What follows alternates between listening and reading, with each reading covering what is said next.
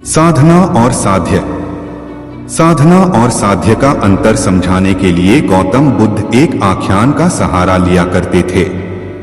उन्होंने अपने शिष्यों को यह कहानी अनेक बार सुनाई। एक गांव में कुछ लोग नदी पार करने के लिए नाव से उतरे। वे 8 लोग थे। परम बुद्धिमान, नितांत धार्मिक। किनारे पर उतरकर उन्होंने तय किया कि जिस नाव ने हमें नदी पार कराई है, भला हम उसे कैसे छोड़ सकते हैं। इसलिए उन्होंने कृतज्ञता ज्ञापन का एक अद्भुत तरीका खोज निकाला। उन्होंने कहा कि जिस नाव पर हम सवार थे, अब उचित होगा कि हम पर नाव सवार हो जाए। सो उन 8 बुद्धिमानों ने उस नाव को अपने सिर पर उठा लिया। नाव को सिर पर उठाए वे लोग बाजारों, सड़कों और गलियों से गुजरे। देखने वाले कहते कि हमने नाव पर तो बहुतों को सवार देखा है, लेकिन नाव को लोगों पर सवार कभी नहीं देखा। ये लोग कैसे सिरफिरे हैं जो नाव को सिर पर ढो रहे हैं। उन्होंने जवाब दिया कि तुम सब तो कृतज्ञ हो, तुम्हें कृतज्ञता का क्या पता। हम जानते हैं अनुग्रह का भाव, हम कृतज्ञ हैं, हम आभार प्रदर्शन करना जानते हैं। इस नाव ने हमें नदी पार करवाई है। अब हम इस नाव को स्वयं अपने सिर पर ढोकर संसार पार करवा कर रहेंगे। हम इस पर थे, अब यह हम पर रहेगी। अंत में गौतम बुद्ध ने शिष्यों को समझाया कि नाव वास्तव में नदी पार करने के लिए है, सिर पर ढोने के लिए नहीं। बहुत से लोग हैं जो साधन या साधना को इस बुरी तरह पकड़ लेते हैं कि वही साध्य हो जाती है। इस प्रकार हम सिद्धि का लक्ष्य भूल जाते हैं। सबकी मंजिल एक, भले ही सबका रास्ता अलग अलग हो, परंतु मंजिल सभी की एक ही होती है। इसी बात का बोध कराने के लिए गौतम बुद्ध अपने शिष्यों को जो कथा सुनाते थे, वह इस प्रकार थी। एक कंबल, चिंता, तुम्बी और लंगोटी ही महात्मा जी की संपत्ति थी। इसमें सबसे मूल्यवान था कंबल, जो उन्हें किसी भक्त ने दिया था। एक रात चोर आया और महात्मा का कंबल चुरा ले गया। दूसरे दिन जब उनके अनुयायी आश्रम में एकत्र हुए तो उन्होंने महात्मा को दुखी पाया। पता चला कि उनका कंबल चोरी चला गया है। शिष्यों ने दूसरा कंबल ला देने की बात कही, लेकिन महात्मा ने सबको मना कर दिया। उन्होंने कहा, मुझे पता है कि वह कंबल कौन ले गया है, कहां कब मिलेगा। शिष्यों ने समझा कि महाराज जी त्रिकालदर्शी हैं। उन्होंने कंबल और चोर का पता लगा लिया होगा। उन लोगों ने महात्मा से प्रार्थना की कि चोर के बारे में बता दें, ताकि उसे कंबल सहित पकड़कर लाया जा सके। महात्मा का कंबल चुराना जघन्य अपराध है। कंबल बरामद करने के अतिरिक्त चोर को उचित दंड भी मिलना चाहिए। तभी महात्मा जी उठ खड़े हुए और एक ओर को भागने लगे। लोगों ने उनसे पूछा कि कहां जा रहे हैं। वे बोले कि चोर को पकड़ने जा रहा हूं। लोगों ने पूछा कि क्या आपको उसका पता ठिकाना मालूम है जो उसे पकड़ने जा रहे हैं। महात्मा ने कहा, हाँ, तुम सब भी मेरे पीछे पीछे चले आओ। महात्मा जी अपने चेलों के समूह सहित एक मरघट पर जाकर रुक गए। वे वहीं धूनी रमाकर बैठ गए। चेलों ने प्रश्न किया कि क्या चोर यही है। महात्मा ने उत्तर दिया कि एक न एक दिन वह यहीं आएगा। सारी दुनिया यहीं आती है। यह सबकी मंजिल है। उनकी भी जिनके पास कंबल है और जिनके पास कंबल नहीं है। उनकी भी जिनका कंबल चोरी चला गया है और उसकी भी जिसने कंबल चुराया है। सभी शिष्य अब भली प्रकार उस बात का मर्म समझ चुके थे कि मंजिल सबकी एक होती है। यह लाइफ कोट्स हिंदी में आपको अंदर से मजबूत बनाएंगे, चाहे कितने मुश्किल हालात हो आपको हिम्मत देंगे। यह जिंदगी पर सुविचार हिंदी में। अगर आप जिंदगी में कुछ करना चाहते हो तो यह लाइफ कोट्स हिंदी में आपको आपकी मंजिल तक पहुंचाएंगे। आपकी हर मुश्किल को चकनाचूर कर देंगे। यह लाइफ आपका प्रेरक बाबू। अंदाजे से न नापिए किसी इंसान की हस्ती। ठहरे हुए दरिया अक्सर गहरे हुआ करते हैं। हमें अपनी जिंदगी में नकारात्मक सोच को तुरंत बदल लेना चाहिए। जब आपकी सोच सकारात्मक होगी तभी आपको कामयाबी मिलना शुरू होगी। जिंदगी में ये मायने नहीं रखता कि आपने जिंदगी को कितना जिया, बल्कि मायने ये रखता है कि आप जिंदगी में कितना खुश रहे। कभी कभी हम किसी के लिए उतना जरूरी भी नहीं होते जितना हम सोच लेते हैं। हमें जीवन में कभी गुजरी बातों को नहीं सोचना चाहिए और न ही आने वाले कल के बारे में सोचकर परेशान होना चाहिए। जो आज है बस उसी पल में खुश रहना चाहिए।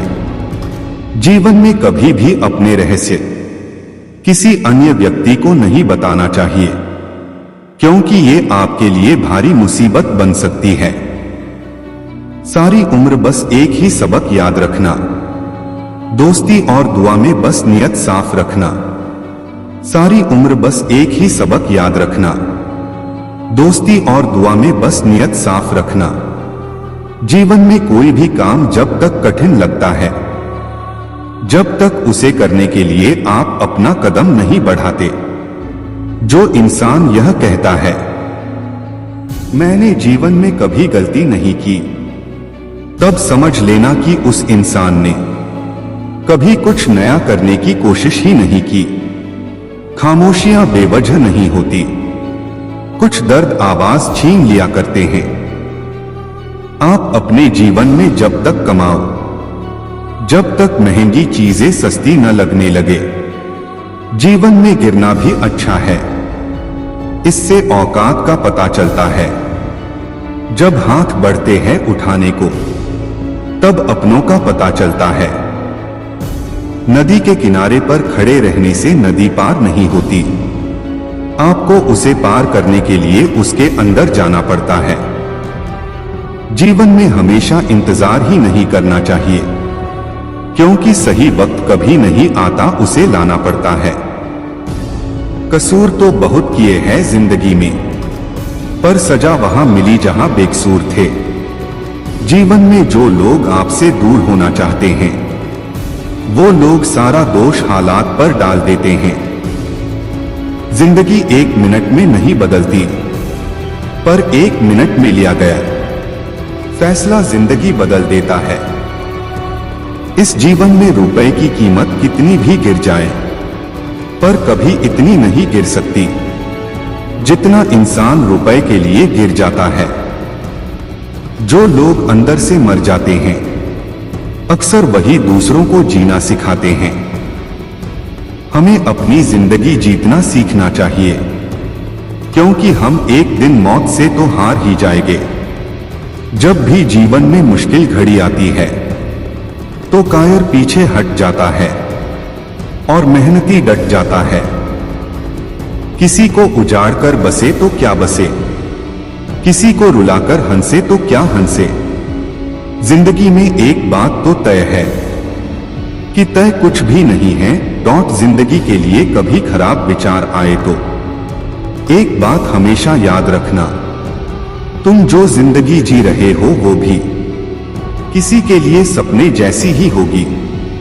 कुछ रिश्तों के नाम नहीं होते, कुछ रिश्ते नाम के ही होते हैं। इतवार में भी कुछ यूं हो गई है मिलावट। छुट्टी तो दिखती है, पर सुकून नजर नहीं आता। आदमी बड़ा हो या छोटा कोई फर्क नहीं पड़ता, उसकी कहानी बड़ी होनी चाहिए। किसी की कदर करनी है तो उसके जीते जी करो, मरने पर तो नफरत करने वाले भी कह देते हैं बंदा बहुत अच्छा था। धूप कितनी भी तेज हो, समुंदर सूखा नहीं पड़ सकता। उसी तरह उम्मीदों का सागर किसी एक हार से खाली नहीं हो सकता। हम खुद से बिछड़े हुए लोग हैं, तुमसे क्या मिल पाएंगे। न जाने जिंदगी का ये कैसा दौर है, इंसान खामोश हैं और ऑनलाइन कितना शोर है। किसी ने ईश्वर से पूछा, तुम्हारे सबसे नजदीक कौन है? ईश्वर ने कहा, वो इंसान जिसके पास बदला लेने की ताकत हो और उसने फिर भी माफ कर दिया हो। मिट्टी का मटका और परिवार की कीमत सिर्फ बनाने वाले को ही पता होती है, तोड़ने वाले को नहीं। रुतबा तो खामोशियों का होता है। अल्फाज का क्या, वो तो बदल जाते हैं। अक्सर हालात देखकर सपने और लक्ष्य में केवल एक ही अंतर है। सपने के लिए बिना मेहनत की नींद चाहिए और लक्ष्य के लिए बिना नींद की मेहनत। मिलो कभी चाय पर, फिर किससे बुनेंगे। तुम खामोशी से कहना, हम चुपके सुनेंगे। उड़ने में बुराई नहीं है, आप भी उड़े, लेकिन उतना ही जहां से जमीन साफ दिखाई दे।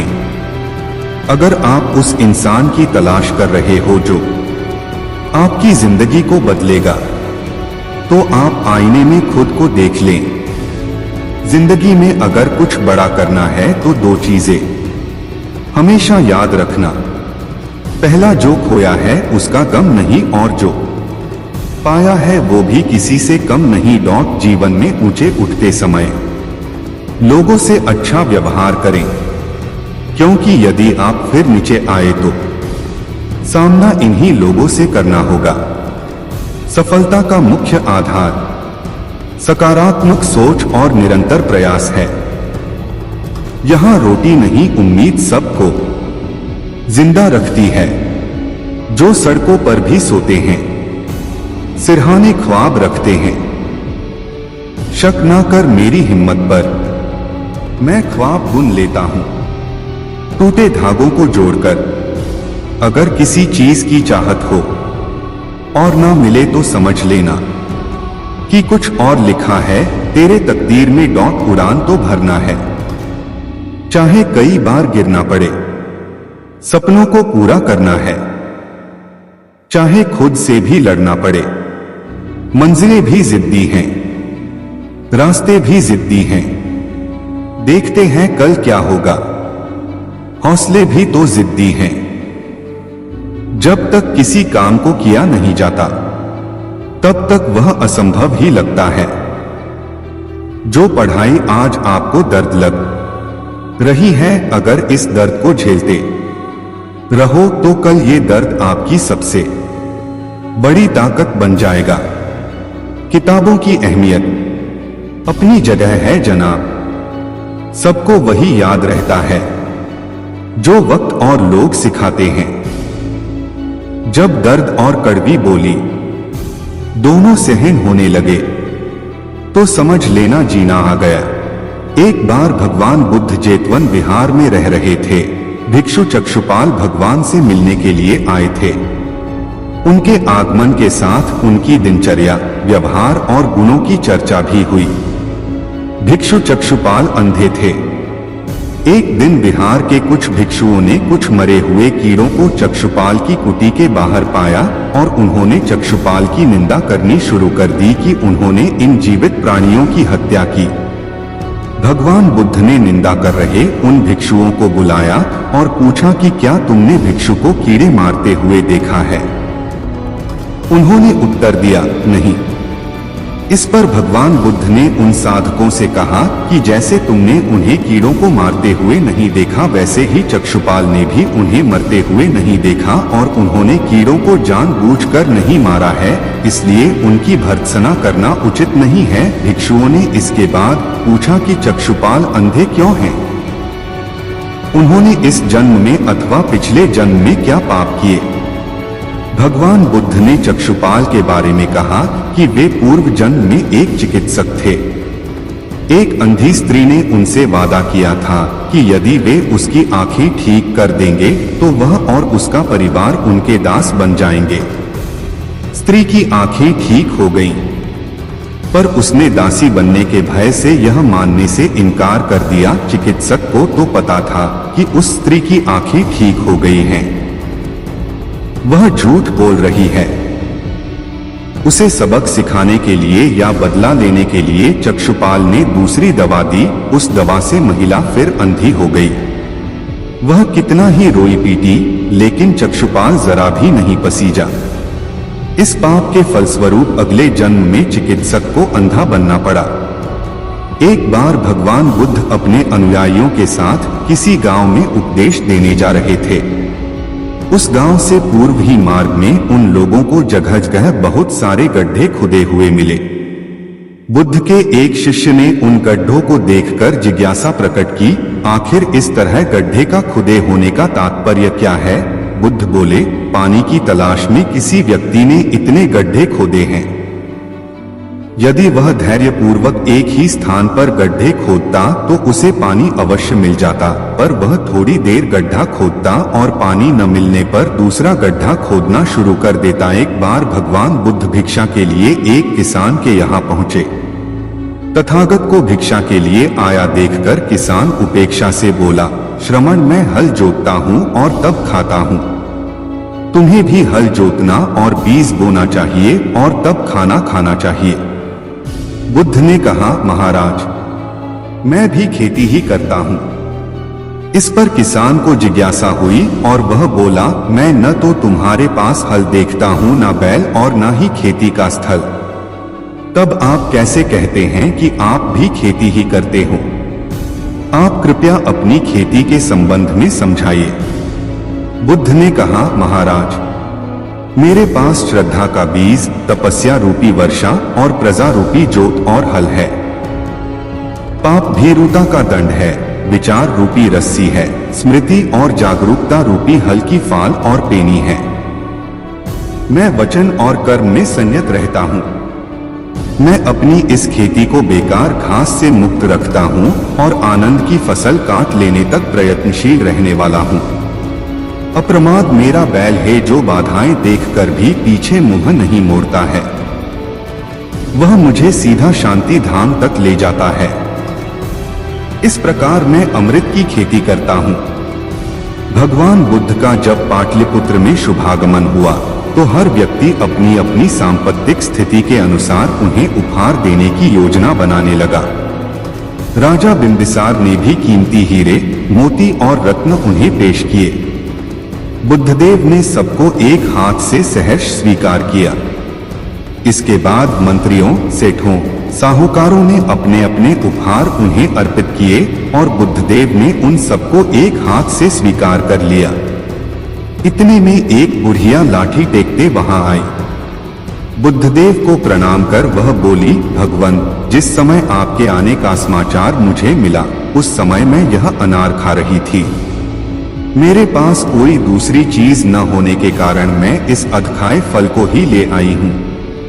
यदि आप मेरी इस तुच्छ भेंट स्वीकार करें तो मैं अहोभाग्य समझूंगी। भगवान बुद्ध ने दोनों हाथ सामने कर वह फल ग्रहण किया। राजा बिंबिसार ने जब यह देखा तो उन्होंने बुद्धदेव से कहा, भगवन, क्षमा करें, एक प्रश्न पूछना चाहता हूँ। हम सबने आपको कीमती और बड़े बड़े उपहार दिए जिन्हें आपने एक हाथ से ग्रहण किया, लेकिन इस बुढ़िया द्वारा दिए गए छोटे एवं जूठे फल को आपने दोनों हाथों से ग्रहण किया, ऐसा क्यों? यह सुन बुद्धदेव मुस्कुराए और बोले, राजन, आप सबने अवश्य बहुमूल्य उपहार दिए हैं, किंतु यह सब आपकी संपत्ति का 10वां हिस्सा भी नहीं है। आपने यह दान दीनों और गरीबों की भलाई के लिए नहीं किया है, इसलिए आपका यह दान सात्विक दान की श्रेणी में नहीं आ सकता। इसके विपरीत इस बुढ़िया ने अपने मुंह का कौर ही मुझे दे डाला है। भले ही यह बुढ़िया निर्धन है, लेकिन इसे संपत्ति की कोई लालसा नहीं है। यही कारण है कि इसका दान मैंने खुले हृदय से दोनों हाथों से स्वीकार किया है। आज एक और नई प्रेरक और ज्ञानवर्धक भगवान बुद्ध की लेकर आए हैं। दोस्तों, गौतम बुद्ध 563 ईसा पूर्व 483 ईसा पूर्व को महात्मा बुद्ध, भगवान बुद्ध, सिद्धार्थ व शाक्यमुनि नाम से भी जाना जाता है। आज के भगवान बुद्ध की प्रेरक कहानी के का टॉपिक, उत्तम व्यक्ति कौन? कहानी छोटी है मगर बहुत कुछ सिखा सकती है, इसलिए आशा करते हैं आप इसे पूरा जरूर पढ़ेंगे। तो चलिए अब शुरू करते हैं इस बेहतरीन कहानी को। बहुत पुरानी बात है। गौतम बुद्ध एक शहर में प्रवास कर रहे थे। उनके कुछ शिष्य भी उनके साथ थे। उनके शिष्य एक दिन शहर में घूमने निकले तो उस शहर के लोगों ने उन्हें बहुत बुरा भला कहा। शिष्यों को बहुत बुरा लगा और वे वापस लौट गए। गौतम बुद्ध ने जब देखा कि उनके सभी शिष्य बहुत क्रोध में दिख रहे हैं तो उन्होंने पूछा, क्या बात है, आप सभी इतने तनाव में क्यों दिख रहे हैं? तभी एक शिष्य क्रोध में बोला, हमें यहाँ से तुरंत प्रस्थान करना चाहिए। जब हम बाहर शहर में घूमने गए तो यहाँ के लोगों ने बिना वजह हमें बहुत बुरा भला कहा। जहाँ हमारा सम्मान न हो वहाँ हमें एक पल भी नहीं रहना चाहिए। यहाँ के लोग सिर्फ दुर्व्यवहार के सिवा कुछ जानते ही नहीं हैं। गौतम बुद्ध ने मुस्कुराकर कहा, क्या किसी और जगह पर तुम सद्व्यवहार की अपेक्षा रखते हो? दूसरा शिष्य बोला, इस शहर से तो भले लोग ही होंगे। तब गौतम बुद्ध बोले, किसी जगह को सिर्फ इसलिए छोड़ देना गलत होगा कि वहां के लोग दुर्व्यवहार करते हैं। हम तो संत हैं, हमें तो कुछ ऐसा करना चाहिए कि जिस स्थान पर भी जाएं, उस स्थान को तब तक न छोड़े जब तक अपनी अच्छाइयों से वहां के लोगों को सुधार न दें। हम जिस भी स्थान पर जाएं वहां के लोगों का कुछ न कुछ भला करके ही वापस लौटें। हमारे अच्छे व्यवहार के बाद वह कब तक बुरा व्यवहार करेंगे? आखिर में उन्हें सुधरना ही होगा। वास्तविकता में संतों का कार्य तो ऐसे लोगों को सुधारना ही होता है। सही चुनौती वो है जब हम विपरीत परिस्थितियों में खुद को साबित कर सकें। ये सभी बातें सुनकर बुद्ध के प्रिय शिष्य आनंद ने प्रश्न किया, उत्तम व्यक्ति किसे कहते हैं? इस पर बुद्ध ने जवाब दिया, जिस प्रकार युद्ध में बढ़ता हुआ हाथी चारों तरफ के तीर सहते हुए भी आगे बढ़ता जाता है, ठीक उसी तरह उत्तम व्यक्ति भी दूसरों के अपशब्दों को सहते हुए अपना कार्य करता रहता है। खुद को वश में करने वाले प्राणी से उत्तम कोई और नहीं हो सकता। गौतम बुद्ध की बात शिष्यों को अच्छी तरह से समझ में आ गई और उन्होंने वहां से जाने का इरादा त्याग दिया। चिंता और तनाव दूर करने का बस एक ही उपाय है। आंखें बंद करके सुबह शाम बोलिए, भाड़ में गई दुनिया। जाया ना कर अपने अल्फाज हर किसी के लिए। बस खामोश रहकर देख तुझे समझता कौन है। कुछ बनना ही है तो समंदर बनो। लोगों के पसीने छूटने चाहिए। तुम्हारी औकात नापते नापते दुनिया का उसूल है। जब तक काम है तब तक तेरा नाम है, वरना दूर से ही सलाम है। एक दिन मुझसे लिपटकर समय भी रोएगा, कहेगा तू तो बंदा सही था, मैं ही खराब चल रहा था। मुझे नहीं पता मैं क्या हूं, क्योंकि लोगों ने मेरा ठेका ले रखा है। कड़वा सच, तुम नीचे गिर के देखो, कोई नहीं आएगा उठाने। तुम जरा उड़कर तो देखो, सब आएंगे गिराने। जिस दिन आप अपने हंसी के मालिक खुद बन जाओगे, उस दिन के बाद आपको कोई भी रुला नहीं सकता। मैं बैठूंगा जरूर महफिल में, मगर पीऊंगा नहीं, क्योंकि मेरा गम मिटा दे। इतनी शराब की औकात नहीं, बीते वक्त का चौकीदार ना बन। इस लम्हे का कर्ज अदा कर। भरोसा जितना कीमती होता है, धोखा उतना ही महंगा हो जाता है। भरोसा जितना कीमती होता है, धोखा उतना ही महंगा हो जाता है। हम क्या हैं, वो सिर्फ हम जानते हैं। लोग सिर्फ हमारे बारे में अंदाजा ही लगा सकते हैं। ताश का जोकर और अपनों की ठोकर अक्सर बाजी घुमा देते हैं। चमक सबको नजर आती है, अंधेरा कोई नहीं देख पाता। लोग वाकिफ हैं मेरी आदतों से, रुतबा कम ही सही पर लाजवाब रखता हूं। देर से बनो पर जरूर कुछ बनो, क्योंकि लोग वक्त के साथ खैरियत नहीं हैसियत पूछते हैं। जब थक जाओ तो आराम कर लो, पर हार मत मानो जब लोग बदल सकते हैं। तो किस्मत क्या चीज है? दुनिया को शांति और अहिंसा का पाठ पढ़ाने वाले महात्मा गौतम बुद्ध बौद्ध धर्म के संस्थापक माने जाते हैं। उन्होंने अपनी युवावस्था में सत्य और ज्ञान की खोज के लिए अपनी पत्नी, पुत्र, राजपाट, धन, वैभव सब त्याग कर कठोर तपस्या की और अंततः बोधगया में एक वटवृक्ष के नीचे उन्हें ज्ञान की प्राप्ति हुई। महात्मा बुद्ध के उपदेश व उनके अनमोल विचार आज भी हमारे समाज और युवा वर्ग के लिए प्रेरणादायक हैं। उनके अनमोल विचारों को अपनाकर कोई भी व्यक्ति सुखी व शांतिपूर्वक जीवन व्यतीत कर सकता है। आइए जानते हैं भगवान बुद्ध के अनमोल वचन। स्वास्थ्य सबसे बड़ा उपहार है, संतोष सबसे बड़ा धन और विश्वास सबसे अच्छा संबंध। जो गुजर गया उसके बारे में मत सोचो और भविष्य के सपने मत देखो, केवल वर्तमान पर ध्यान केंद्रित करो। इंसान के अंदर ही शांति का वास होता है, उसे बाहर मत तलाशो।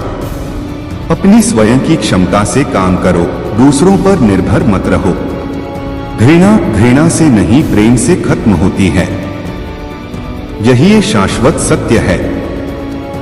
अनुशासनहीन मन से अधिक उदंड और कुछ नहीं है, और अनुशासित मन से अधिक आज्ञाकारी और कुछ नहीं है। हमें हमारे अलावा कोई और नहीं बचा सकता, हमें अपने रास्ते पर खुद चलना है। आप पूरे ब्रह्मांड में कहीं भी ऐसे व्यक्ति को खोज लें जो आपको आपसे ज्यादा प्यार करता हो। आप पाएंगे कि जितना प्यार आप खुद से कर सकते हैं उतना कोई आपसे नहीं कर सकता। अपने शरीर को स्वस्थ रखना भी एक कर्तव्य है, अन्यथा आप अपनी मन और सोच को अच्छा और साफ नहीं रख पाएंगे। 3 चीजें ज्यादा देर तक छुपी नहीं रह सकती, सूर्य, चंद्रमा और सत्य। जिस तरह एक मोमबत्ती की लौ से हजारों मोमबत्तियों को जलाया जा सकता है, फिर भी उसकी रोशनी कम नहीं होती, उसी तरह एक दूसरे से खुशियां बांटने से कभी खुशियां कम नहीं होती। हम अपनी सोच से ही निर्मित होते हैं, हम जैसा सोचते हैं वैसे ही बन जाते हैं।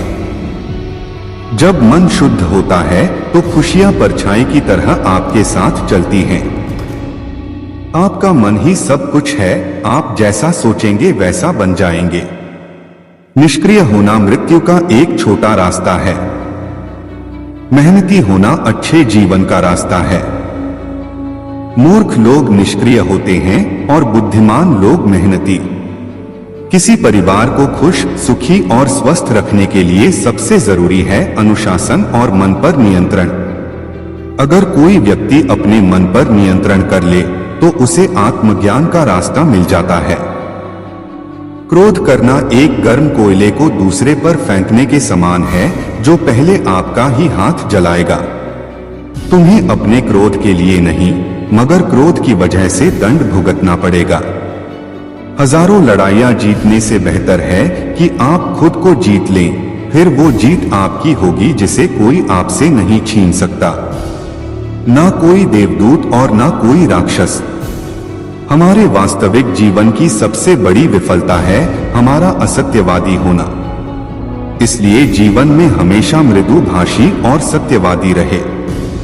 जिस तरह एक मोमबत्ती बिना आग के खुद नहीं जल सकती, उसी तरह एक इंसान बिना आध्यात्मिक जीवन के जीवित नहीं रह सकता। हम जब बोलते हैं तो हमें अपने शब्दों को देखभाल के चुनना चाहिए कि सुनने वाले पर उसका क्या प्रभाव पड़ेगा, अच्छा या बुरा। आपको जो कुछ मिला है उस पर घमंड ना करो और ना ही दूसरों से ईर्ष्या करो।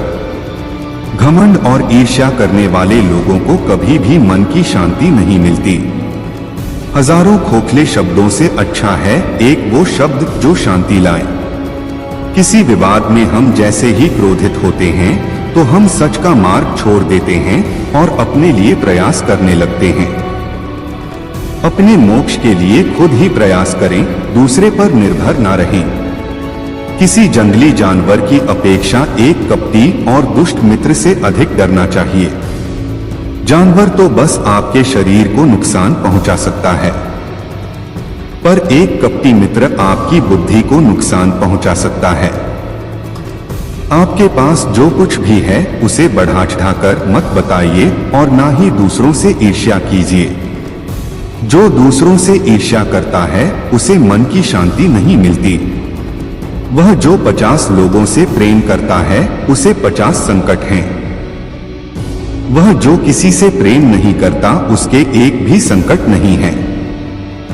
मैं कभी नहीं देखता कि क्या किया जा चुका है, मैं हमेशा देखता हूं कि क्या किया जाना बाकी है।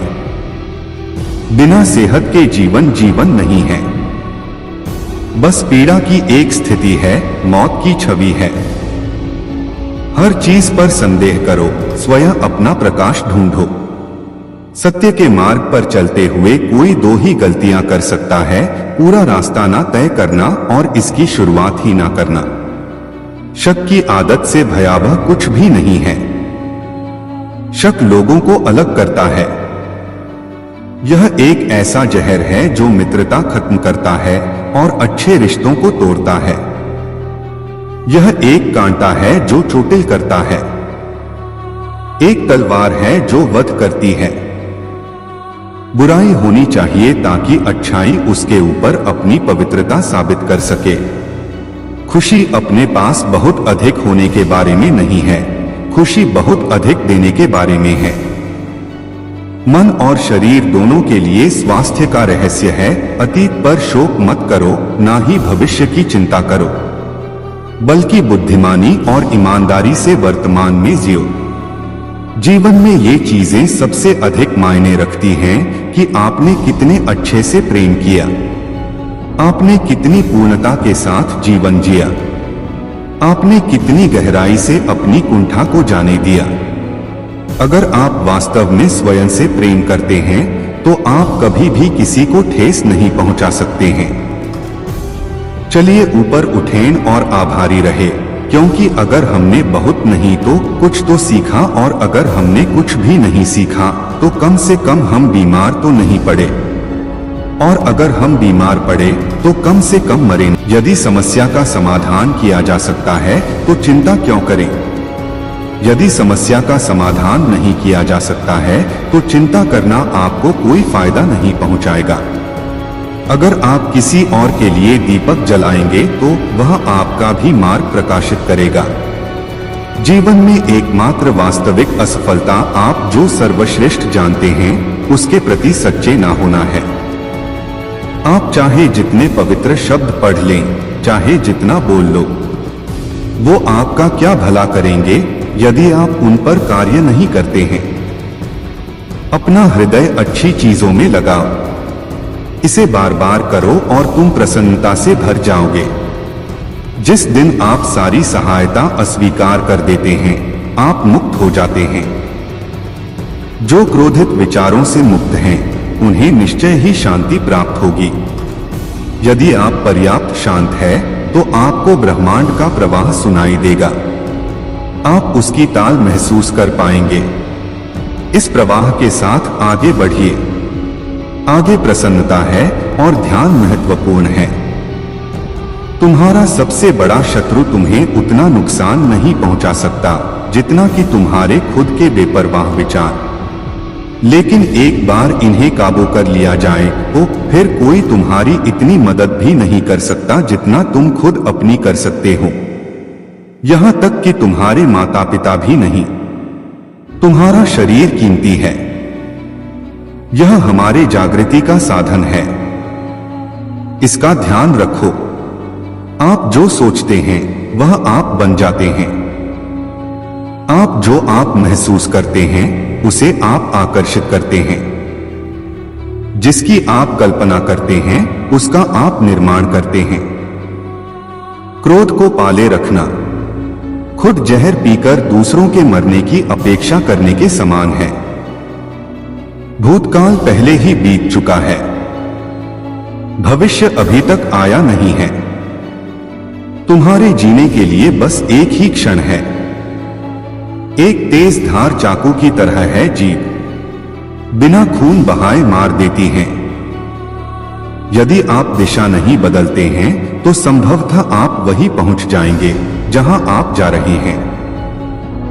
क्रोध को बिना क्रोधित हुए जीतो, बुराई को अच्छाई से जीतो, कंजूसी को दरियादिली से जीतो और असत्य को सत्य से।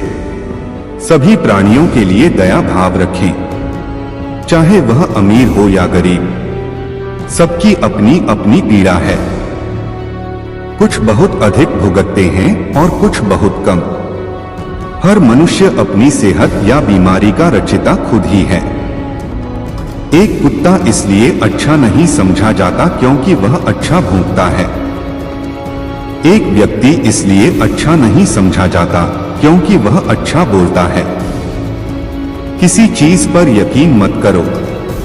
यह मायने नहीं रखता कि आपने उसे कहां पढ़ा है या किसने उसे कहा है। कोई बात नहीं अगर मैंने यह कहा है, जब तक कि वह आपके अपने तर्क और समझ पर खरे नहीं उतरे या मेल नहीं खाती हैं। धैर्य महत्वपूर्ण है।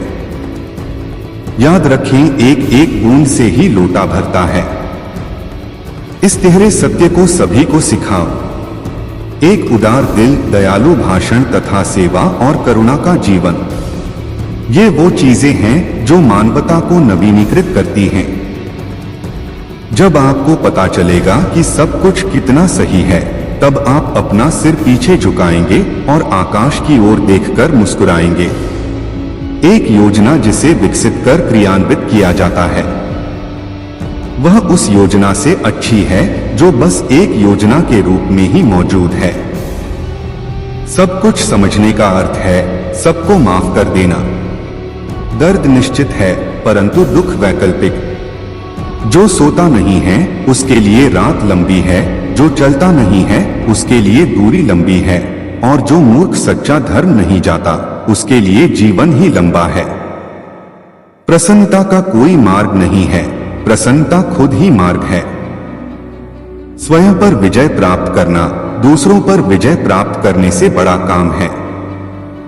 सच्चा प्रेम समझ से उत्पन्न होता है। पवित्रता अपने आप पर निर्भर करती है। कोई भी दूसरा आपको पवित्र नहीं कर सकता है। जुनून जैसी कोई आग नहीं है। नफरत जैसा कोई दरिंदा नहीं है। मूर्खता जैसा कोई जाल नहीं है। लालच जैसी कोई धार नहीं। जो बुद्धिमानी से जिए उन्हें मृत्यु का भी भय नहीं होना चाहिए। हर इंसान को यह अधिकार है कि वह अपनी दुनिया की खोज स्वयं करे। पैर तभी पैर महसूस करता है जब वह जमीन को छूता है। हर अनुभव कुछ न कुछ सिखाता है, इसीलिए हर अनुभव महत्वपूर्ण है। हम अपनी गलतियों से ही सीखते हैं। सबसे बड़ी विफलता है सत्यवादी न होना। परमात्मा ने हर इंसान को एक जैसा ही बनाया है।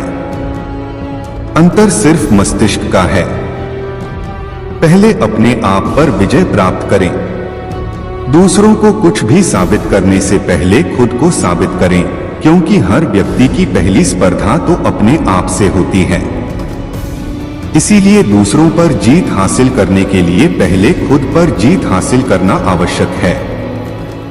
आपको जो मिला है उसका अधिक मूल्यांकन ना करें और ना ही दूसरों से ईर्ष्या रखें, क्योंकि दूसरों से ईर्ष्या रखने वाले को कभी भी मन की शांति प्राप्त नहीं होती है। सभी बुरे कर्म मन के कारण उत्पन्न होते हैं। अगर मन ही परिवर्तित हो जाए तो अनैतिक कार्य का ख्याल ही नहीं आएगा। जो वक्त गुजर जाता है वो वापस नहीं आता है।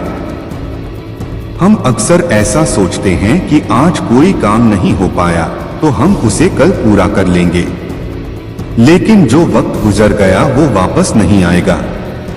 1000 योद्धाओं पर विजय पाना आसान है, लेकिन जो अपने आप पर विजय पाता है वही असली योद्धा होता है। हजारों साल बिना समझदारी के जीने से बेहतर है एक दिन समझदारी भरा जियो। चंद्रमा के जैसे बादलों के पीछे से निकलो और फिर चमक जाओ। बहुत बोलने वाला व्यक्ति विद्वान नहीं कहलाता है। धीरज रखने वाला, क्रोध न करने वाला व निडर व्यक्ति ही विद्वान कहलाता है। जीवन में दुख, तकलीफ, मुसीबत और परेशानी की परिस्थितियां आती रहती हैं। इनसे डरकर या हार कर भागने की जगह आपको अपना हौसला बनाए रखना चाहिए। यहाँ कुछ मोटिवेशनल शायरियां दी गई हैं जो आपको हिम्मत देंगी। लक्ष्य प्राप्ति के लिए हर पल मोटिवेटेड रहना बेहद जरूरी होता है। इससे अपनी राह पर डटे रहने के लिए शक्ति मिलती है। जिंदगी में कई उतार चढ़ाव आते रहते हैं। इनका सामना करने के लिए इंसान को कभी हार नहीं मानना चाहिए। हमेशा प्रेरित रहने के लिए आप कई किताबें, शेर और शायरियां पढ़ सकते हैं। जिंदगी को रंगीन कहा गया है क्योंकि यह हमें कई रंग दिखाती है। कभी जिंदगी हमें हंसना सिखाती है तो कभी रोना। कभी हम हद से ज्यादा खुश होते हैं और कभी बेहद निराश। कई बार ऐसा होता है कि जी जान से मेहनत करने के बाद भी हमें वो नहीं मिलता है जिसके हम हकदार होते हैं। कई उतार चढ़ाव झेलने के बाद भी और खून पसीना एक करने के बाद भी हमें मंजिल नहीं मिलती है। कई बार ऐसा होता है कि मंजिल सिर्फ एक कदम दूर होती है मगर हम पहले ही हार मान जाते हैं। इस परिस्थिति में प्रेरित रहना, हौसला बनाए रखना और हिम्मत न हारना बहुत जरूरी होता है। अगर आप भी ऐसे दौर से गुजर रहे हैं तो आपको हमेशा कुछ ऐसा करना चाहिए जिससे आप हर पल मोटिवेटेड रह सकें। सकारात्मकता लाने के लिए आपको रोज कुछ अच्छी और प्रेरणादायक चीजें पढ़नी चाहिए। आज हम आपके लिए कुछ ऐसी शायरियां लेकर आए हैं जो आपको मोटिवेटेड रहने में मदद करेंगी। काम करो ऐसा कि एक पहचान बन जाए। हर कदम ऐसा चलो कि निशान बन जाए। यहाँ जिंदगी तो हर कोई काट लेता है। जिंदगी जियो इस कदर की मिसाल बन जाए। ये जिंदगी हंसी है, इससे प्यार करो। अभी है रात तो सुबह का इंतजार करो। वो पल भी आएगा जिसकी ख्वाहिश है आपको। रब पर रखो भरोसा, वक्त पर एतबार करो। लक्ष्य को पाने के लिए यदि हम तन, मन और धन लगा देते हैं। सच कहता हूं दोस्तों, कुंडली के सितारे भी अपनी जगह बदल देते हैं। वक्त से लड़कर जो नसीब बदल दे, इंसान वही जो अपनी तकदीर बदल दे। कल क्या होगा कभी मत सोचो, क्या पता कल वक्त खुद अपनी तस्वीर बदल ले। हवाओं के भरोसे मत उड़, चट्टानें तूफानों का भी रुख मोड़ देती हैं। अपने पंखों पर भरोसा रख, हवाओं के भरोसे तो पतंगे उड़ा करती हैं।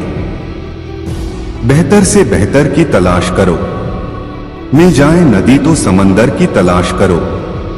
टूट जाता है शीशा पत्थर की चोट से, टूट जाए पत्थर ऐसा शीशा तलाश करो। जिंदगी बहुत हसीन है, कभी हंसाती है तो कभी रुलाती है। लेकिन जो जिंदगी की भीड़ में खुश रहता है, जिंदगी उसी के आगे सिर झुकाती है। बिना संघर्ष कोई महान नहीं होता, बिना कुछ किए जय जयकार नहीं होता।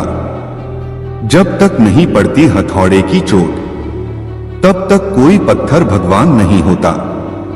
एक विचार लो, उस विचार को अपना जीवन बना लो, उसके बारे में सोचो, उसके सपने देखो, उस विचार को जियो।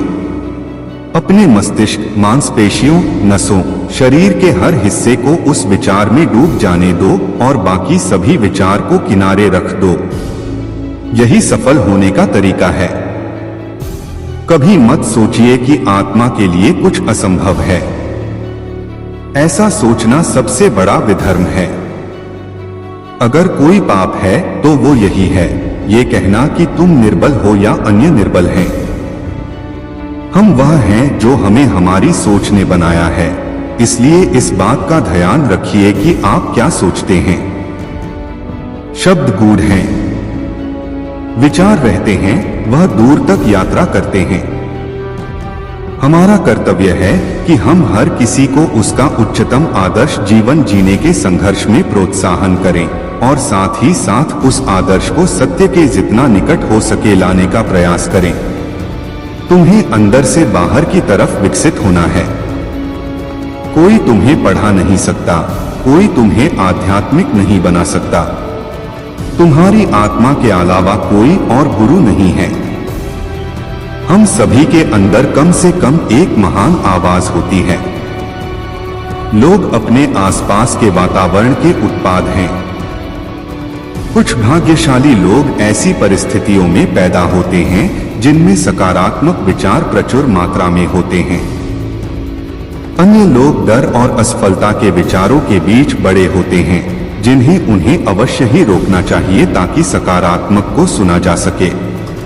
लेकिन सकारात्मक और साहसी आवाज हमेशा कहीं न कहीं हम सभी के लिए निकलेगी। इसे सुने और आपको सफलता मिलेगी। निराशा एक ऐसी बीमारी है जिसकी चपेट में एक बार कोई आ गया तो उसका उभरना बहुत ही मुश्किल हो जाता है। अधिकांश लोग नए काम की शुरुआत तो बहुत उत्साह के साथ करते हैं, लेकिन अपने द्वारा तय समय सीमा में अगर सफलता हासिल नहीं होती तो कुछ समय बाद ही सारा उत्साह खत्म होने लगता है। इसका सबसे बड़ा कारण होता है उदासीनता, यानी खुद में मोटिवेशन की कमी। काम चाहे छोटा हो या बड़ा, उसे अच्छे से पूरा करने के लिए मोटिवेशन की बहुत जरूरत होती है। रास्ते कहाँ खत्म होते हैं? जिंदगी के सफर में मंजिलें तो वही हैं जहां ख्वाहिशें थम जाए। उजालों में मिल ही जाएगा कोई ना कोई। तलाश उसकी करो जो अंधेरों में भी साथ दे। जित और हार आपकी सोच पर निर्भर करती हैं। मान लो तो हार होगी और ठान लो तो जित होगी।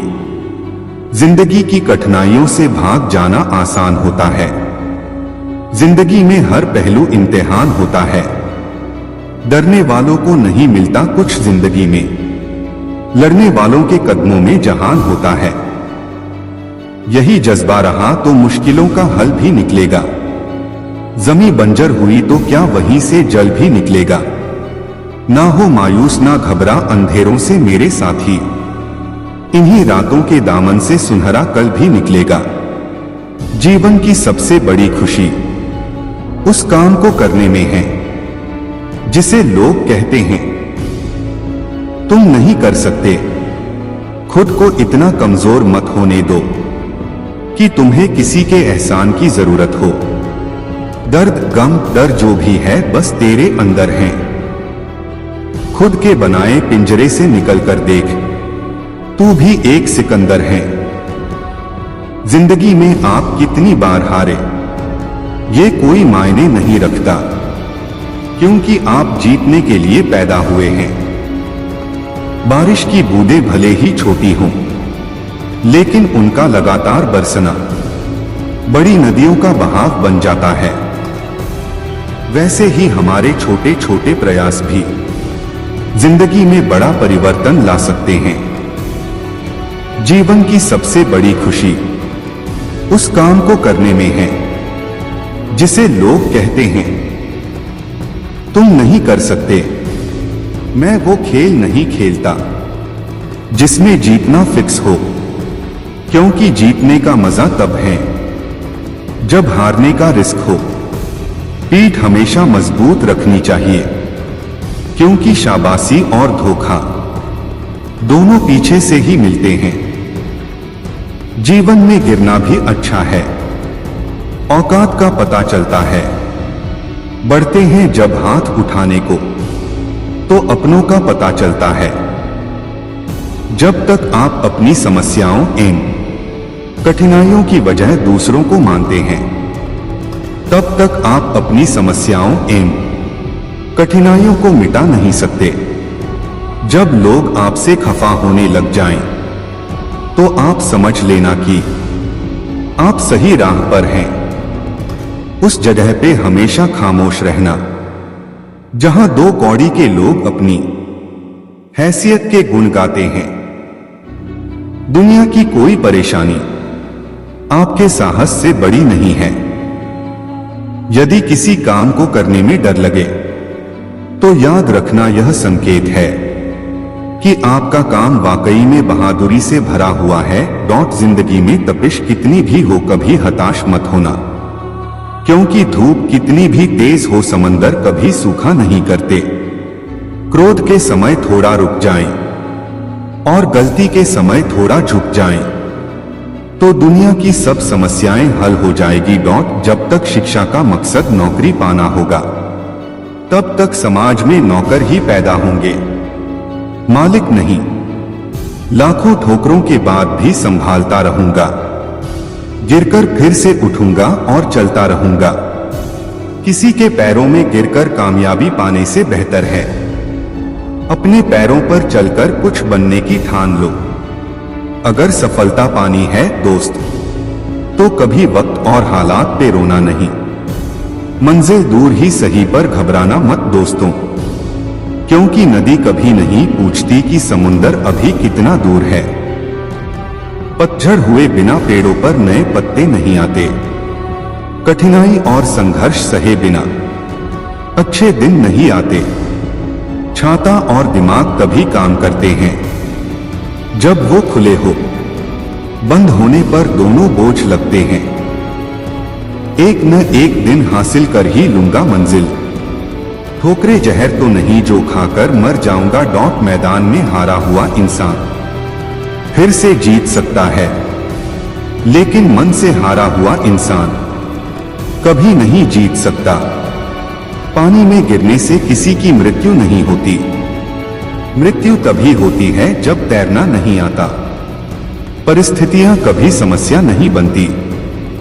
समस्या तभी बनती है जब उनसे निपटना नहीं आता। कहते हैं कब्र में सुकून की नींद होती है। अजीब बात है कि यह बात भी जिंदा लोगों ने कही। दुनिया के लोग बड़े जालिम हैं। वो तुम्हारे दुख दर्द रो रो कर पूछेंगे और हंस हंस कर सारी दुनिया को बताएंगे। यूं जमीन पर बैठकर क्यों आसमान देखता है? पखों को खोल जमाना सिर्फ उड़ान देखता है। पतझड़ हुए बिना पेड़ पर नए पत्ते नहीं आते। ठीक उसी तरह परेशानी और कठिनाई सहे बिना इंसान के अच्छे दिन नहीं आते। न कोई कठिनाई न कोई तकलीफ तो क्या मजा है जीने में। बड़े बड़े तूफान थम जाते हैं जब आग लगी हो सीने में। जो व्यक्ति अपनी गलतियों के लिए खुद से लड़ता है उसे कोई भी हरा नहीं सकता। जिंदगी में जो भी हासिल करना हो उसे वक्त पर हासिल करो, क्योंकि जिंदगी मौके कम और धोखे ज्यादा देती हैं। जीतने का मजा तभी आता है जब सभी आपके हारने का इंतजार कर रहे हो। कुछ अलग करना है तो भीड़ से हटकर चलो। भीड़ साहस तो देती है पर पहचान छीन लेती है। कुछ अलग करना है तो भीड़ से हटकर चलो। भीड़ साहस तो देती है पर पहचान छीन लेती है। अभी तो इस बाज की असली उड़ान बाकी है। अभी तो इस परिंदे का इम्तिहान बाकी है। अभी अभी मैंने लांघा है समुद्रों को। अभी तो पूरा आसमान बाकी है। गलत पासवर्ड से एक छोटा सा मोबाइल का लॉक तक नहीं खुलता। गलत तरीके से जिंदगी जीने से जन्नत के दरवाजे कैसे खुलेंगे? दुनिया के सबसे ज्यादा सपने इस बात ने तोड़े हैं कि लोग क्या कहेंगे। सपनों को पाने के लिए समझदार नहीं, पागल बनना पड़ता है। जिंदगी में अगर बुरा वक्त नहीं आता तो अपनों में छुपे हुए गए और गैरों में छुपे हुए अपनों का कभी पता न चलता। अगर आप सही हो तो कुछ सही साबित करने की कोशिश ना करो, बस सही बने रहो। गवाही खुद वक्त देगा। सुनो, मत करना भरोसा गैरों पर, क्योंकि चलना तुम्हें है अपने ही पैरों पर। मुश्किल वक्त दुनिया का सबसे बड़ा जादूगर है, जो एक पल में आपके चाहने वालों के चेहरे से नकाब हटा देता है। सबसे बड़ा रोग, क्या कहेंगे लोग? उठो, जागो, बढ़ो और तब तक मत रुको जब तक कि लक्ष्य न प्राप्त हो जाए। इंतजार करने वालों को सिर्फ उतना मिलता है जितना कोशिश करने वाले छोड़ देते हैं। मेहनत इतनी खामोशी से करो कि सफलता शोर मचा दें। आप तब तक नहीं हार सकते जब तक आप कोशिश करना नहीं छोड़ देते। उड़ने में बुराई नहीं है, आप भी उड़े, लेकिन उतना ही जहां से जमीन साफ दिखाई दे। यदि मंजिल न मिले तो रास्ते बदलो, क्योंकि वृक्ष अपनी पत्तियां बदलते हैं, जड़ें नहीं। खुद को बिखरने मत देना कभी किसी हाल में। लोग गिरे हुए मकान की ईंटें तक ले जाते हैं। तकदीर बदल जाती है जब इरादे मजबूत हो, वरना जिंदगी बीत जाती है किस्मत को दोष देने में। मेरी मां ने एक ही बात सिखाई, हारो मत, हार को हरा। जिनमें अकेले चलने के हौसले होते हैं, उनके पीछे एक दिन काफिले होते हैं। हमेशा याद रखना, बेहतरीन दिनों के लिए बुरे दिनों से लड़ना पड़ता है। भाग्य को और दूसरों को दोष क्यों देना? जब सपने हमारे हैं तो कोशिशें भी हमारी होनी चाहिए। अकेले ही लड़नी होती हैं जिंदगी की लड़ाई, क्योंकि लोग सिर्फ तसल्ली देते हैं, साथ नहीं। चिंता और तनाव दूर करने का बस एक ही उपाय है, आंखें बंद करके सुबह शाम बोलिए, भाड़ में गई दुनिया। दुनिया का उसूल है, जब तक काम है तब तक तेरा नाम है, वरना दूर से ही सलाम है। किताबों की अहमियत अपनी जगह है जनाब, सबको वही याद रहता है जो वक्त और लोग सिखाते हैं। ऐ जिंदगी तेरे जज्बे को सलाम, पता है कि मंजिल मौत है, फिर भी दौड़े जा रही है। शक ना कर मेरी हिम्मत पर, मैं ख्वाब बुन लेता हूं। टूटे धागों को जोड़कर पहचान कफन से नहीं होती है दोस्तों, लाश के पीछे काफिला बयां कर देता है। रुतबा किसी हस्ती का है, जहां आपकी अहमियत नहीं होना वहां जाना बंद कर दो। चाहे वो किसी का घर हो या चाहे किसी का दिल, जिंदगी को हमेशा मुस्कुराकर गुजारो, क्योंकि तुम ये नहीं जानते कि यह कितनी बाकी है। मुकाम वो चाहिए कि जिस दिन भी हारो उस दिन जितने वाले से ज्यादा। मेरी हार के चर्चे हो उम्र जाया कर दी लोगों ने, औरों के वजूद में नुक्स निकालते निकालते। इतना ही खुद को तराशा होता तो फरिश्ते बन जाते। गीता में स्पष्ट शब्दों में लिखा है, निराश न होना, कमजोर तेरा वक्त है, तू नहीं। शुरुआत करने के लिए महान होने की जरूरत नहीं है, लेकिन महान होने के लिए शुरुआत की जरूरत है। धैर्य कड़वा है लेकिन इसका फल मीठा है। ठोकर वही शख्स खाता है जो रास्ते का पत्थर नहीं उठाता है। डर कहीं और नहीं, बस आपके दिमाग में होता है।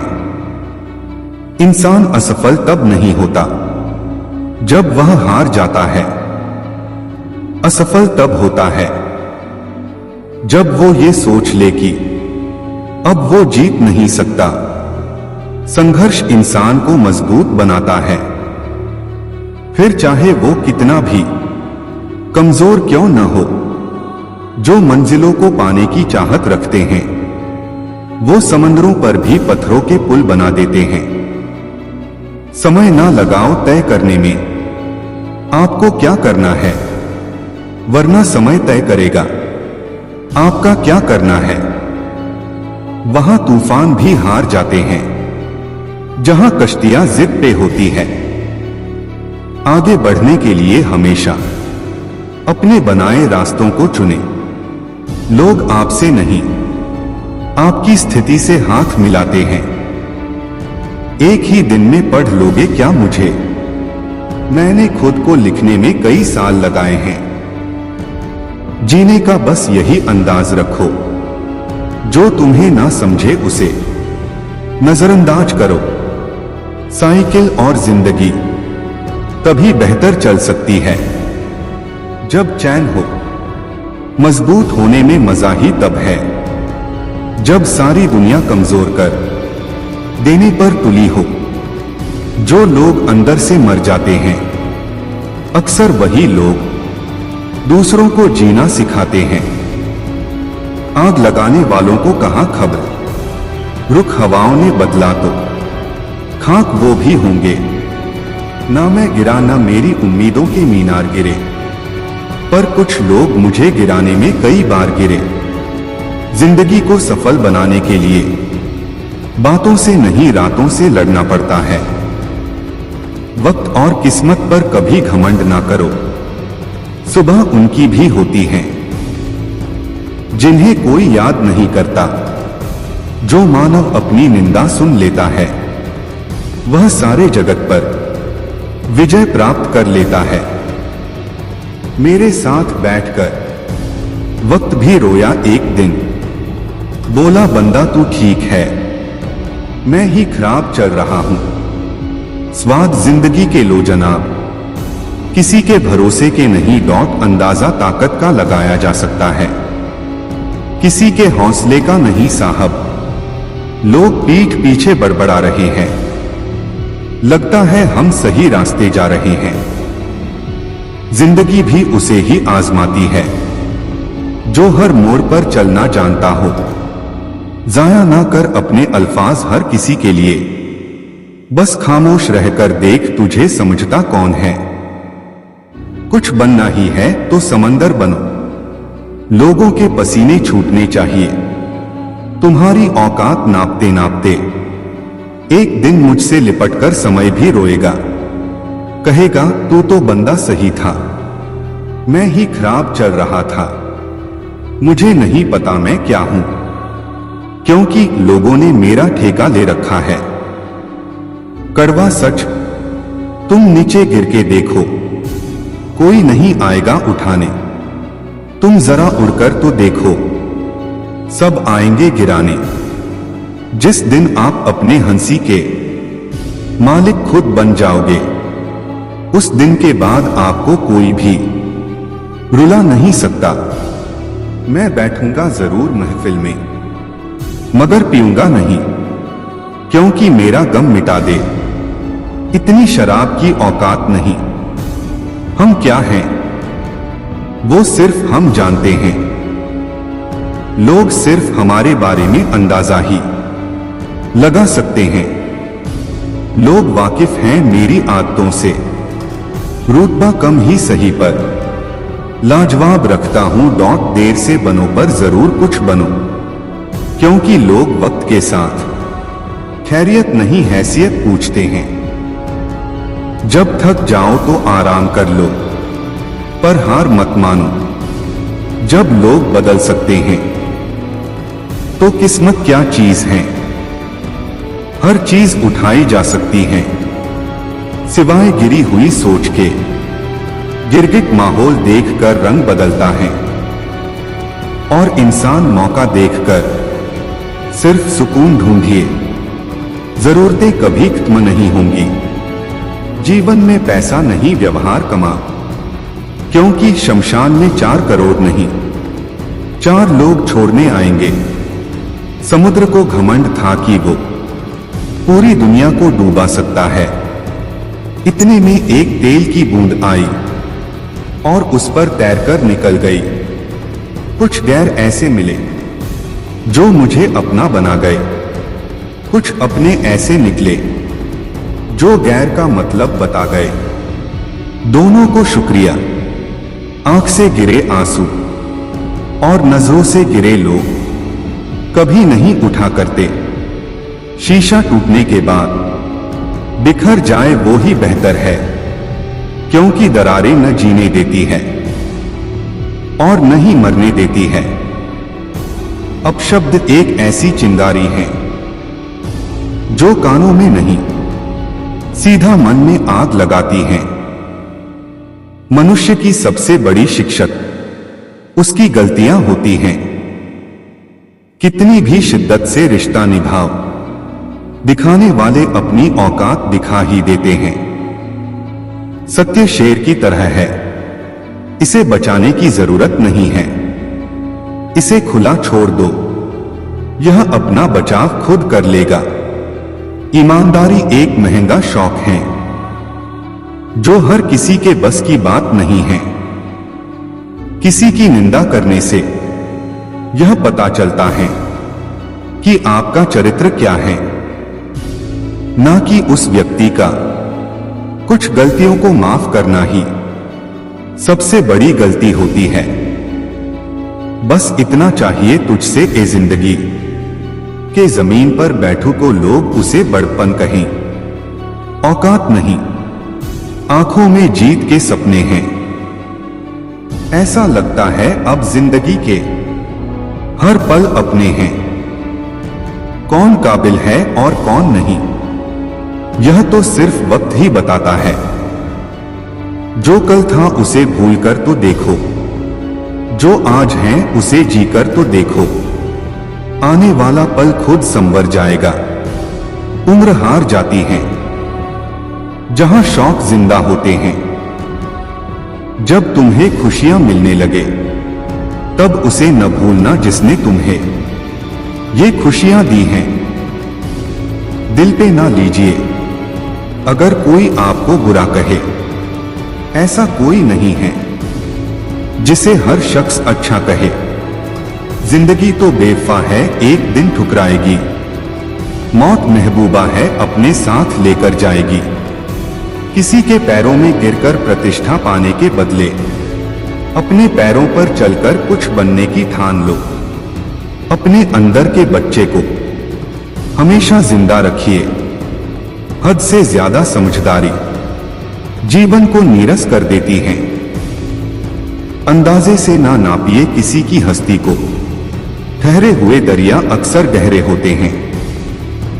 लोगों की इतनी कदर भी न करो कि लोग तुम्हें मतलबी समझने लगे। किनारा न मिले तो कोई बात नहीं, दूसरों को डुबा के मुझे तैरना नहीं है। सफल लोग कोई अलग काम नहीं करते, वो बस अलग तरीके से काम करते हैं।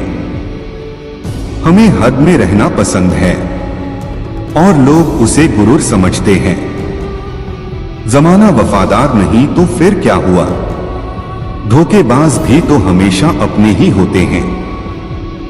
उसकी कदर करने में देर मत करना जो इस दौर में भी तुम्हें वक्त देता है। झुक के जो आपसे मिलता होगा यकीनन उसका कद आपसे ऊंचा होगा। मुमकिन नहीं हर वक्त मेहरबान रहे जिंदगी, कुछ लम्हे जीने का तजुर्बा भी सिखाते हैं। कहते हैं कि झूठ के पाव नहीं होते, मगर फिर भी चलता खूब है। मतलबी नहीं मैं बस दूर हो गया हूं उन लोगों से जिन्हें मेरी कदर नहीं। हर आदमी अपनी जिंदगी में हीरो है, बस कुछ लोगों की फिल्में रिलीज नहीं होती। किसी ने पूछा इस दुनिया में आपका अपना कौन है? मैंने हंसकर कहा समय। अगर वो सही तो सभी अपने, वरना कोई नहीं। पैसा हैसियत बदल सकता है, औकात नहीं। बुरा वक्त रुलाता है मगर बहुत कुछ सीखा कर जाता है। डॉट जीतने वाला ही नहीं बल्कि कहां पर क्या हारना है ये जानने वाला भी सिकंदर होता है। किसी की तारीफ करने के लिए जिगर चाहिए, बुराई तो बिना हुनर के किसी की भी की जा सकती है। तुझसे कोई शिकायत नहीं है ऐ जिंदगी, जो भी दिया है वही बहुत है। जरूरी नहीं कि कुत्ता ही वफादार निकले, वक्त आने पर आपका वफादार भी कुत्ता निकल सकता है। निंदा उसी की होती है जो जिंदा है, मरने के बाद तो सिर्फ तारीफ होती है। दो चेहरे इंसान कभी नहीं भूलता, एक मुश्किल में साथ देने वाला, दूसरा मुश्किल में साथ छोड़ने वाला। गम की चादर हटाओ और जरा देखो बाहर, औरों के दर्द से तो तुम्हारा दर्द कम है। अपनी झोपड़ी में राज करना दूसरों के महल में गुलामी करने से बेहतर है। किस्मत और सुबह की नींद कभी समय पर नहीं खुलती, भिख और सिख ठोकरें खाकर ही मिलती हैं। बीते हुए कल का अफसोस और आने वाले कल की चिंता दो ऐसे चोर हैं जो हमारे आज की खूबसूरती को चुरा लेते हैं। जब इंसान की जरूरत बदल जाती है तो उसका आपसे बात करने का तरीका बदल जाता है। उस इंसान से कभी झूठ मत बोलिए जिसे आपके झूठ पर भी विश्वास हो। शोहरत तो बदनामी से ही मिलती है। सुना है लोग बदनामी के किस्से कान लगाकर सुनते हैं। ताकत अपने लफ्जों में डालो, आवाज में नहीं, क्योंकि फसल बारिश से उगती है, बाढ़ से नहीं।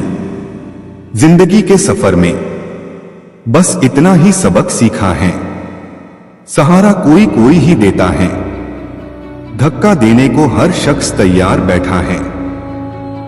वो भी क्या दिन थे जब घड़ी एकांत के पास होती थी और समय सबके पास होता था।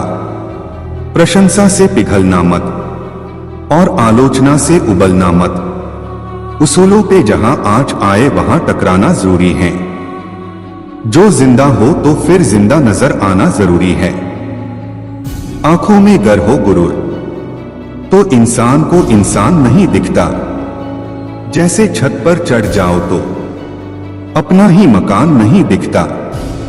सुनो, अगर तुम अपना राज किसी को बताओगे तो तुम उसके गुलाम हो जाओगे।